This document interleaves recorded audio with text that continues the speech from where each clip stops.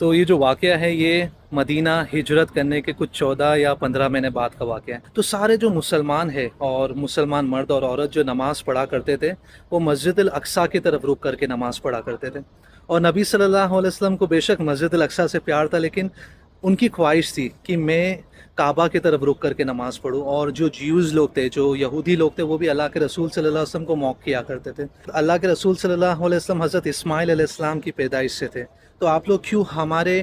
طرف رک کر کے نماز پڑھتے ہو؟ آپ لوگ اپنی طرف رک کر کے نماز پڑھو۔ تو اللہ کے رسول صلی اللہ علیہ وسلم حضرت جبریل علیہ السلام سے پوچھتے ہیں کہ ایسا کب ہو سکتا ہے کہ میں بھی مسجد الحرم کی طرف رک کر کے نماز پڑھوں؟ تو حضرت جبریل علیہ السلام اللہ کے رسول صلی اللہ علیہ وسلم سے فرماتے ہیں انما عبد مثلو، کہ میں اللہ کا بہت عام بندہ ہوں، اور انت عبد الکریم، اور آپ کے جو درجات ہیں، آپ یعنی بڑے بندے ہو اللہ کے، آپ اللہ سے پوچھو کہ مجھے مسجد الحرم کی طرف رک کر کے نماز پڑھنا ہے۔ تو اللہ کے رسول صلی اللہ علیہ وسلم آسمان کی طرف دیکھ کر اللہ سبحانہ تعالیٰ سے دعا کرتے ہیں کہ مجھے مسجد الحرم کی طرف رک کر کے نماز پڑھنا ہے۔ اور اللہ کے رسول صلی اللہ علیہ وسلم اگر اللہ سے کوئی دعا مانگے، وہ دعا کیسے رد ہو سکتی ہے؟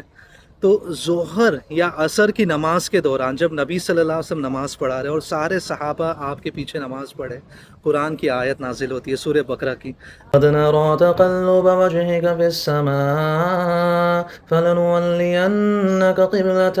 ترضاها فول وجهك شطر المسجد الحرام، کہ ہم نے آپ کو دیکھا کہ آپ آسمان کی طرف دیکھ کر ہمیں پکارتے ہو کہ ہمیں مسجد الحرم کی طرف نماز پڑھنا ہے، تو ابھی کے ابھی آپ جس حالت میں ہو اپنے رخ کو بدل دو۔ تو آپ یہ جو گنبد دیکھ سکتے ہو، ایک گنبد رخ کر رہا ہے مسجد الحرم کی طرف اور ایک گنبد رخ کر رہا ہے مسجد الاقصیٰ کی طرف۔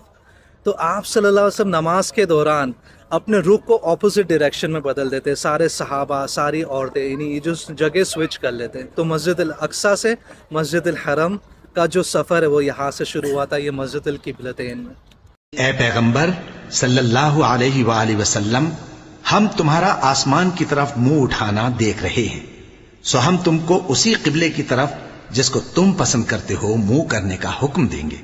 تو اپنا منہ مسجد حرام یعنی خانہ کعبہ کی طرف پھیر لو۔